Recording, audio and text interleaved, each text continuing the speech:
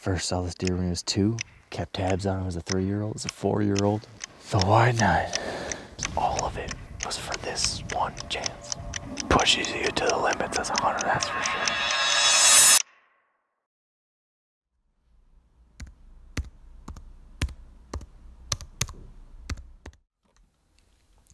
Why do I hunt? Why do I hunt the way I do? Why do I, at times, even limit myself to hunting for just one single animal? I ask myself these questions more often than I care to admit, and it's probably because the answer still eludes even me. But I keep doing it just the same. And last season was no exception. Hunting in my home state of Michigan, I've been able to pursue a number of different bucks over multi-year time spans. And this continued last year, as I entered my 4th year hunting a 5.5-year-old buck I dubbed the Wide 9. I first saw this deer as a 2-year-old, had numerous encounters and passed him again as a 3-year-old, and then, as a 4-year-old, I hunted him more seriously and almost took a shot on 2 different occasions. Now though, in 2023, there was no doubt. The Wide 9 would be the one.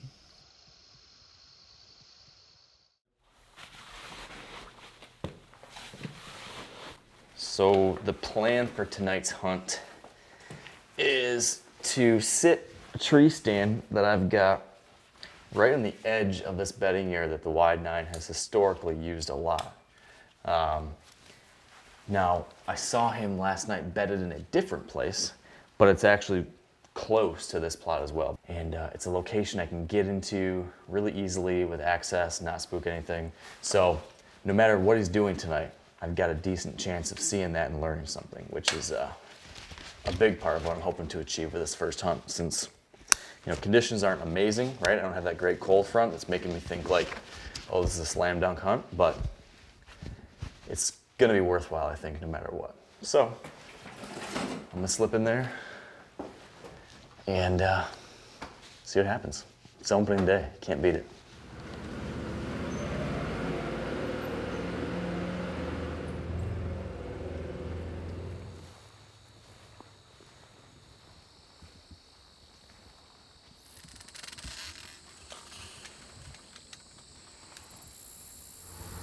These early season hunts are really about one thing.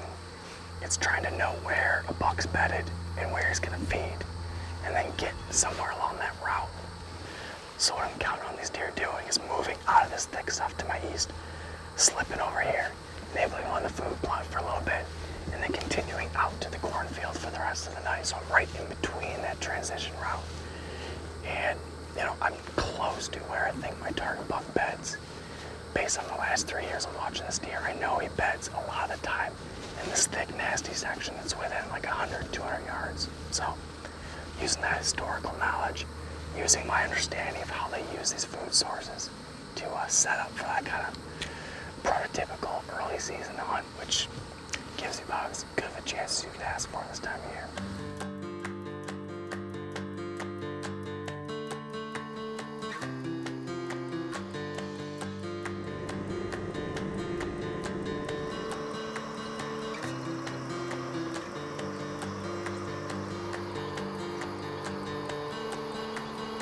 Just about on shooting line and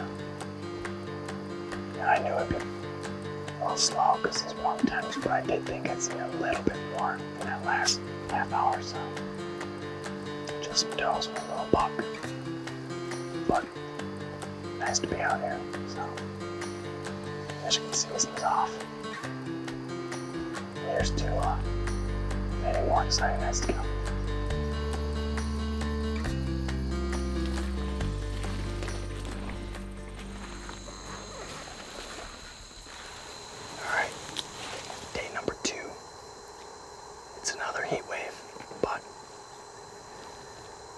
Still worth getting out here, I think, if nothing else, to get another piece of the puzzle. I keep on saying that, but that's a big part of my strategy out here on these local deer. You're just slowly chipping away at them. I'm not going to get aggressive until the moment's right, but I'm collecting little pieces of intel day by day by day. Sometimes that's just with cameras. Sometimes that's getting up somewhere and glassing. And sometimes that's hunting on the edges in low impact observation stands. And that's what I'm doing here tonight. So my, big hope is to see him tonight. See if he's doing a couple of things that I think he's gonna do, some of the things he's done in the past. And that'll give me, the clues as far as how to push in there when the weather's a little bit better.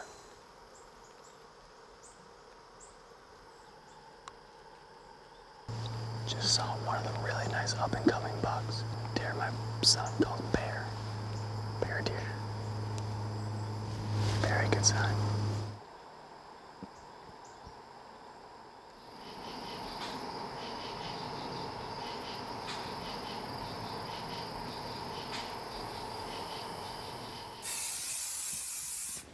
Okay, it is October 8th. Getting ready for a little more aggressive of a hunt than I usually do at this time of year. More recently, learned to kind of assess the situation and sometimes adjust. And I've got a couple good reasons, I think, to adjust and push in after the wide 9. One of those is the fact that, in addition to me seeing him the night before the season, I also had a friend see him from afar 3 nights ago, moving in this area. So he was daylight twice in the last 7 or 8 days. And we also have this cold front. So I think these deer are gonna be on their feet. It's kind of what I look for when hunting these local specific deer. You kind of work around the edges, waiting for the right time, trying to learn as you go, slowly learning, and then when those opportunities arise, you poke in there and make a strike. And then you back out and you wait and you learn and observe and study, and then that next opportunity comes and you poke in there and you take a stab. Once in a while I get the right circumstances and I take a plunge. That's what I did here today. Pushed in this timber that's right next to the wide 9's bedding area. It's just screaming, good hunt. Oftentimes when I get all excited like this though, that ends up being a sign that's gonna be a bust. We'll see.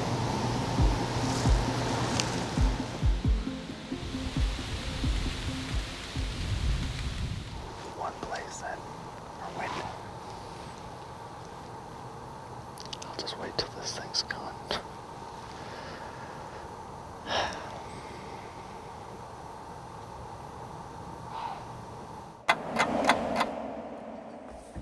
Well, the saga continues. Like I mentioned last night, I was planning on pulling out and not hunting, this main property, at least for the wide 9 for a while. After last night with those deer blowing at me and stuff, figured I boogered it up a little bit. But sure enough, 7:27 yesterday, the wide 9 was out feeding on the back food plot, out in daylight. And this was after all those deer blew at me. That makes me think he's comfortable still. He was not aware of my intrusion. And, daylighting for the 3rd time in the last 9 days, I think it is, at least that I can confirm off cameras or sightings. So I'm gonna take another stab at him. These local deer get in my head and keep me thinking and keep me bouncing around, chasing my tail sometimes. But I think that, if they're showing you that they're still comfortable, keep hunting them.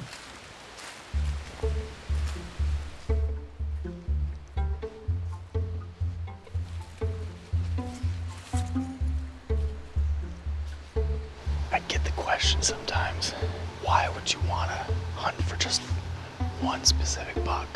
It's for me more about trying to get to know that deer and really have an excuse to hunt to the top of your abilities. I like to hunt. I don't do it just because I like to kill deer. I like the hunting process. I love trying to learn about these animals, predict what I think they'll do, learn their habitat, and finally I think you get to the point where that top of the mountain is trying to hunt one single deer. Brings out the very best in you, hopefully, as a hunter. And I really enjoy that process, or at least attempting to nail that process. As long as I'm enjoying that hunting process, I'll keep doing it. I say all this though, 6 hours from now I might be pulling out my hair. That's part of it.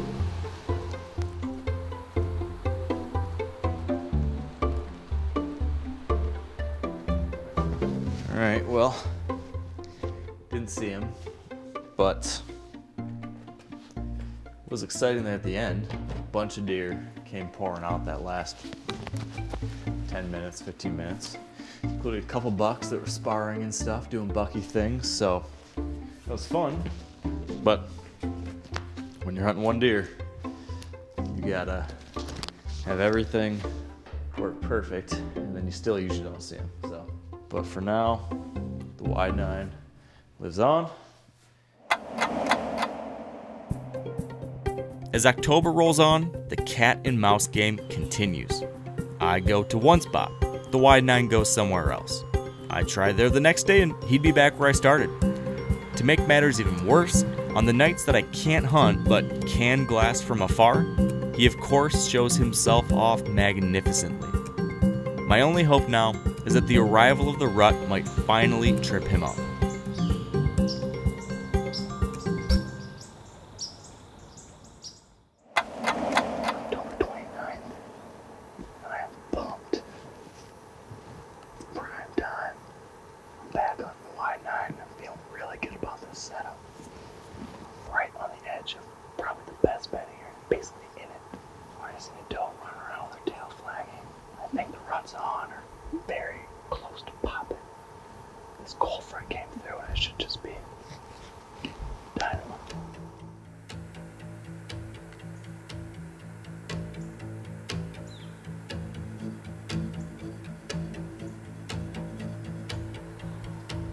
I think I just spotted him. Yeah, that's him. Whew, he looks good.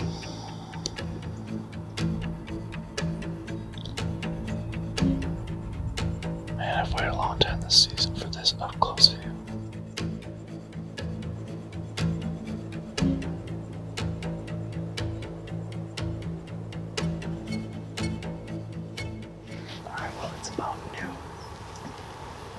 And I've been watching that area that the Y9 went into all morning. Well, I haven't seen him again. I have seen a couple other young bucks kind of milling around, circling around there, checking it out, sniffing where it dove and peed when the Y9 was there, and then again a little bit later. It all adds up to me thinking that he's probably locked on that doe, probably holed up in that little patch. I'm going to try to get as tight as I can to that little thicket, with hopes that when they stand up and move off, they'll transition off to the west where I'll be. It's a little bit of a risky maneuver, pushing in close like that. I'll bolt on this set and grab a bite to eat and make the move.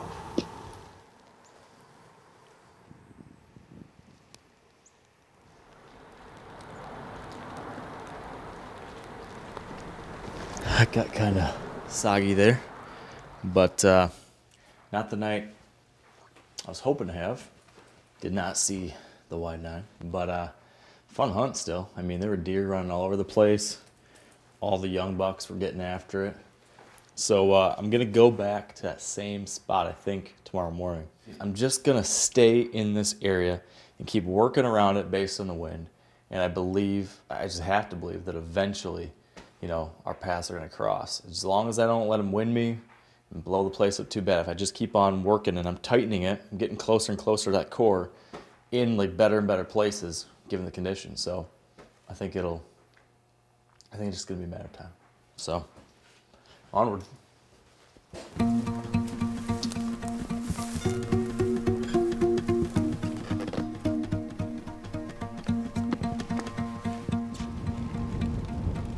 It is windy and rainy again. And I'm not feeling very good about it. This wind is supposed to blow down away from all that. But it's a lot more west, northwest than I'd like. And it's cutting just barely, maybe south off of East Bend. But on some of this gust where I might be getting maybe in that level. So I'm probably gonna pull out my set pretty soon and get out of here. I'm not sure how long I'm gonna wait. If it shifts anymore, I'm probably gotta get gone.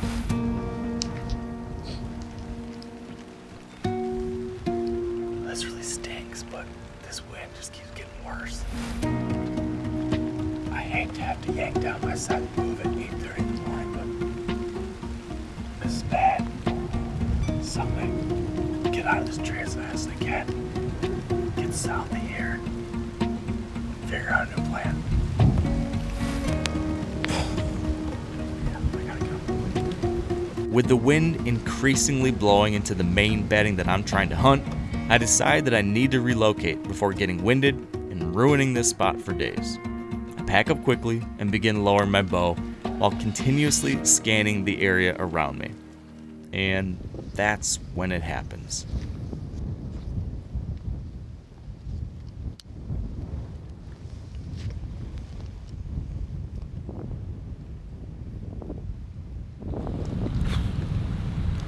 Worst case scenario just happened. I just decided to get out of here because the wind was getting awful. So I start getting my stuff packed away. And I look over my shoulder, and the Y9 is 25 yards away, walking right past me. I grabbed my bow, knocked an arrow, and he got down to where our wind was blowing and spun and took off. I mean, come on, are you just kidding me? If I had just waited 10 more minutes, I would have had him dead to rights. I mean, perfect.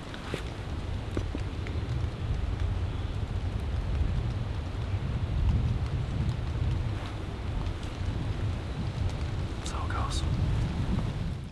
Nearly 4 years of hunting had led to this opportunity, and it slipped through my fingers. But, as the saying goes, there's no use crying over spilt milk. All I can do now is regroup and try again. The benefit of having chased this deer for so long, though, is that I've got a pretty good idea of what he might do next. I slip down at midday, make a big loop around to the other side of the property, and set up in a tree downwind of the next likeliest spot I think the Y9 might check for does.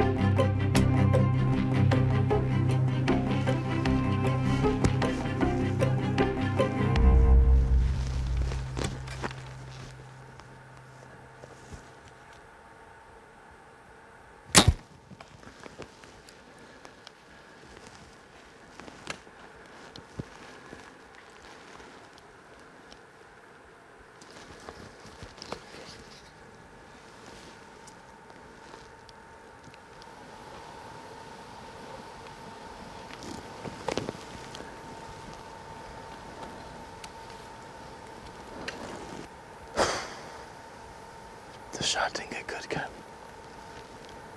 The shot didn't get good penetration. I think it hit kind of up near the shoulder. He came cruising through. I snore waist a couple times. He started circling downwind. Came into range there right about 40. Yeah, I shot for 40, and that's exactly what he was. Man, he ran off not looking great, but then he kept going.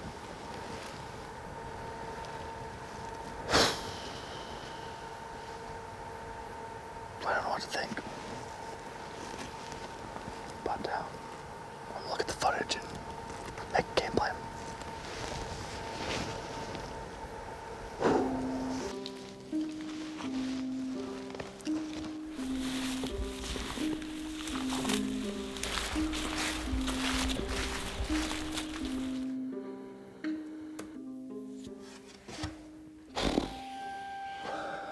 I've watched the clip like 1,000 times now. I would say my initial reaction was that I thought it was a shoulder blade hit. And then watching the clips over and over, you can see like it was looking good. And then he just jumped that string significantly. And so it does hit high up in there. But what I don't hear is that like loud crack that you would get with a shoulder blade shot. He ran out of there like a bat out of hell, and then like ran hard, and then stopped for a couple seconds, and then I remember thinking like, man, is he gonna tip? And then he then bolts away hard again. But you can just see there's not good penetration. So my only hope is that it popped in there enough, and then maybe like either got in there enough and is wiggling around, or popped in, and then on that really hard kind of spin he did, maybe it popped back out, which is why you see so much arrow hanging out.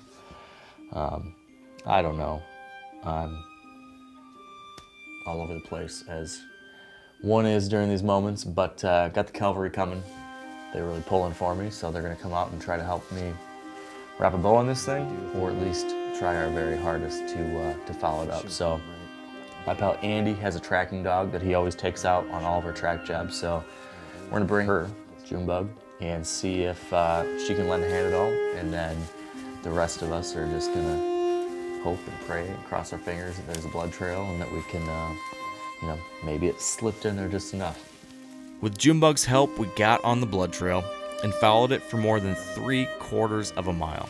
But after many long hours, the blood ran out and our search came up empty. I went to bed that night having a hard time shaking off what will go down as the most agonizing day of my hunting career. Not only had I blown 2 opportunities in one day, but I'd also committed the ultimate sin of wounding an animal. Sleep would not come easy that night. All I could hope now was that I'd someday get a chance to right this wrong.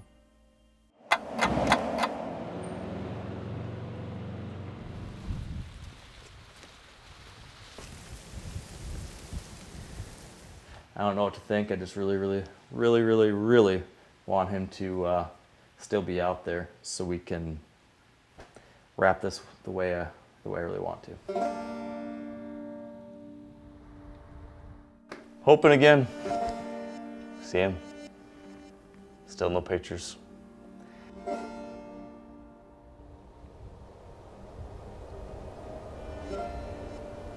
Yeah, I've had a lot of time, middle of the day today, just to think about, ruminate, and debate with myself.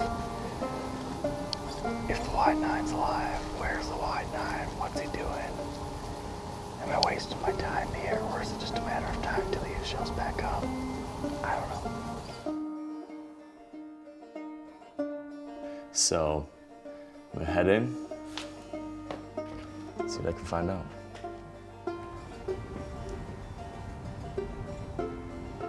I spent a lot of time thinking about, you know, why I and many other hunters do this to ourselves.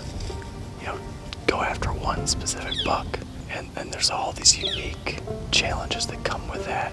And in this case, you know, this is brand new for me, that the possibility that the one deer I'm trying to kill might not even exist here. And so I'm out here on blind hope, and, you know, doing a 13-hour sit in the tree stand. with that in the back of your mind, makes for a long day, I guess is what I'm trying to say.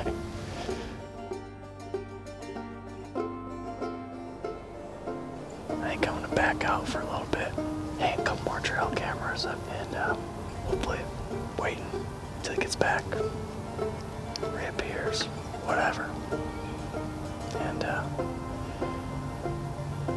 hopefully I have another chance to get after him, but not tonight.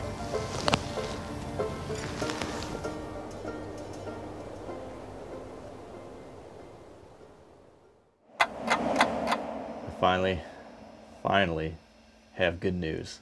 This morning, I woke up, pulled up the phone, started cycling through the pictures from the day before, and sure enough, there he was, crossing the creek, right by that spot we call the crossing tree, and I just couldn't believe it. Just so excited that he's back, so excited that the hunt is back on, so excited to have some, not closure, but just to know what happened. You know, I was so worried that I would never know what had transpired. And now I know he's back, and I'm going hunting tonight. So they're still working on the corn, but I've got a spot picked out that I think will work well if they finish the corn and deer start feeding out in the fields, but also even if they're still picking. So I'm just over the moon excited. Just really excited. So it's all possible again.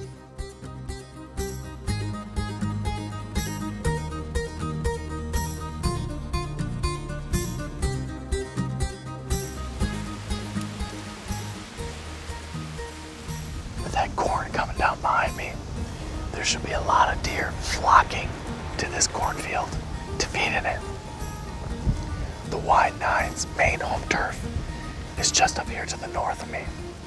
So from where I'm sitting, I can see a big chunk of where he spends a lot of his time.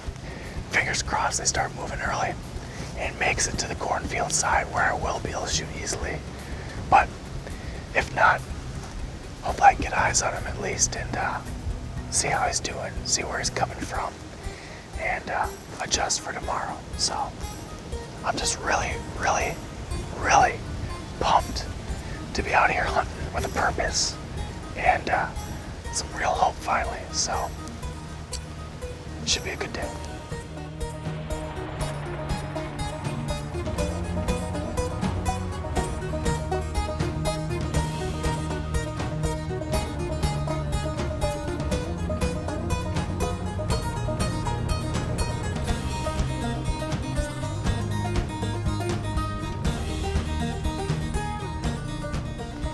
Just about out of daylight, and didn't go the way I wanted it to. Saw a decent number of deer. Saw that really nice 3-year-old bear. So that's fun. No complaints here. Just glad he's alive and the hunt continues. Back after it. I actually came out and hunted here last night in the same spot. Self-filmed. Didn't see him. Saw a bunch of deer, some little bucks, but not the big guy. It's just that time I gotta put in the hours, and hope that one of these nights he comes out.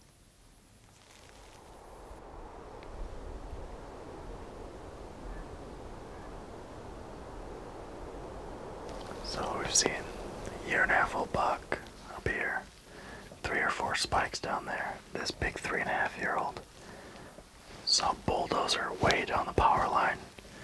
He's a 4.5-year-old. You just know the Wide Nine is on his feet somewhere right now.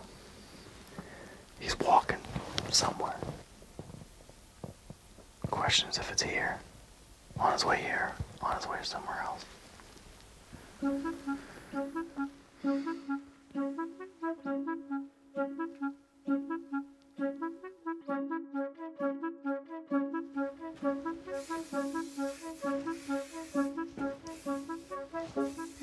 Saw a pile of deer last night.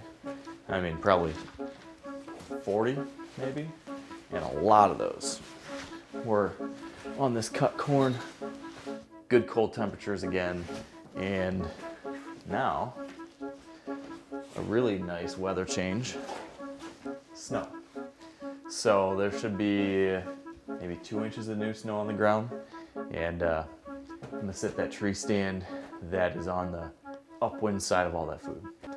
Hopefully he shows tonight finally. Now I'm just gonna bundle up and see what happens.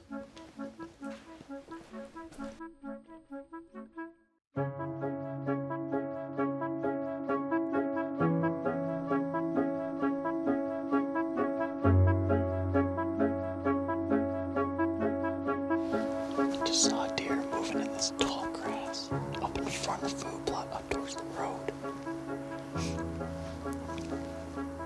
And I can see just a wide frame. That might have been him. Way up here.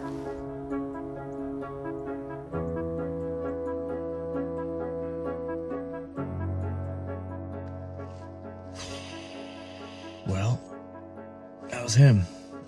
I got out early this morning, probably an hour before daylight to glass, and was able to see pretty darn well in the snow. And sure enough, maybe 20 minutes, 30 minutes before daylight, spotted him right in the edge of that corn and standing grass near where I saw him last night, and was able to watch him all the way till he bedded down. So now I gotta wait till my cameraman can get out here and either figure out a way to try to stalk in close here midday, or wait till the afternoon. So I don't know what to think. I'm excited, a little stressed, and this is it.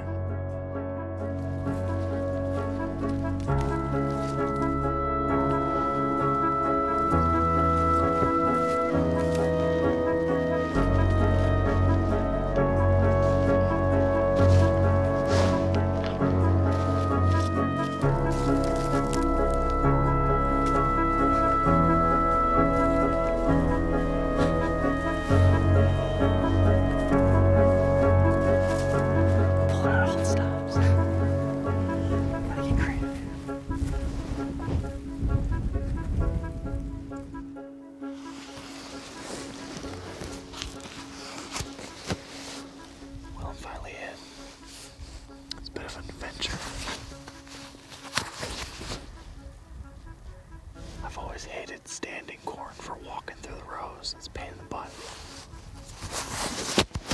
I've never had trouble with picked corn before, but it's harder to belly crawl through this stuff than you would think. I'm set up maybe 70, 80 yards, kind of above and a little bit downwind of where I think the Y9 is. So I'm positioned here, my backpack in front of me, gun on my side. My hope is that I'll see him stand up. Hopefully there'll be some openings in the grass. I'll prop that gun up and hopefully get a shot before he has to walk anywhere at all. So I just wait. If this deer's taught me anything over the years, it is patience and perseverance. So, one last time.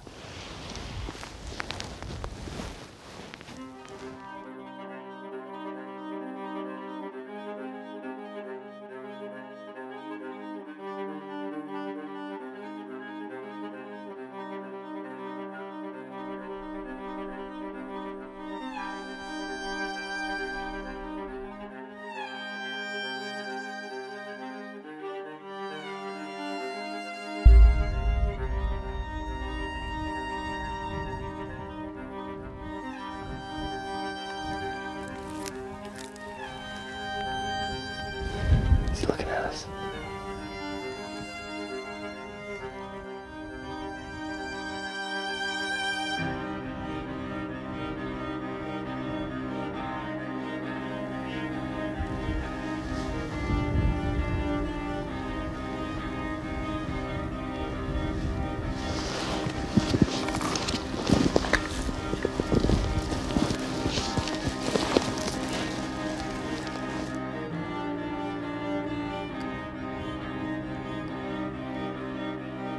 He's just facing right at us. He's just head on right now. No view of the vitals.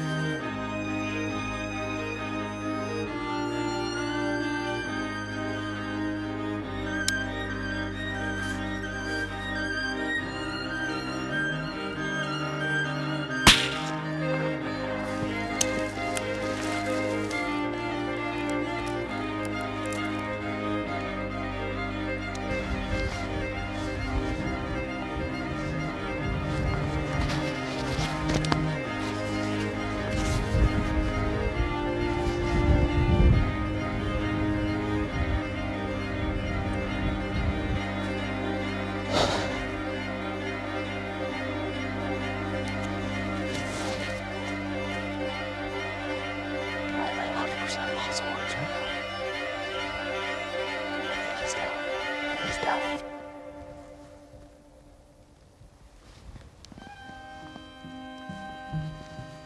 Breathe. I just need to breathe. I can't even anything right now. I can't talk.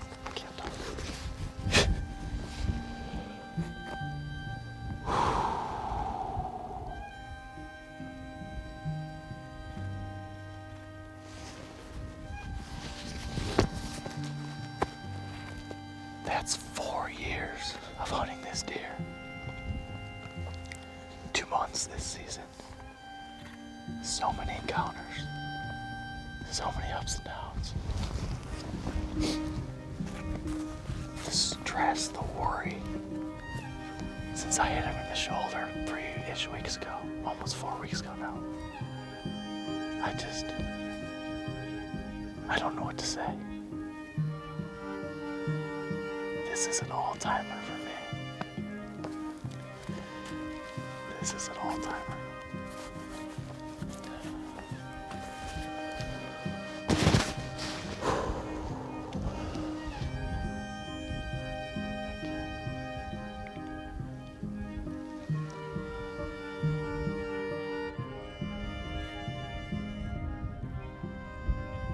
Something special about getting to know a deer like this. It pushes you to the limits as a hunter, that's for sure. Stresses you out sometimes. But man, every once in a while it comes together and it is so fulfilling.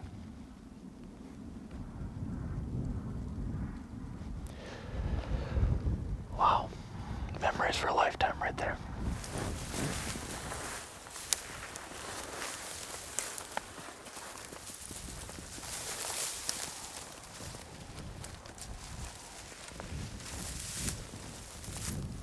Oh my gosh. The wide nine.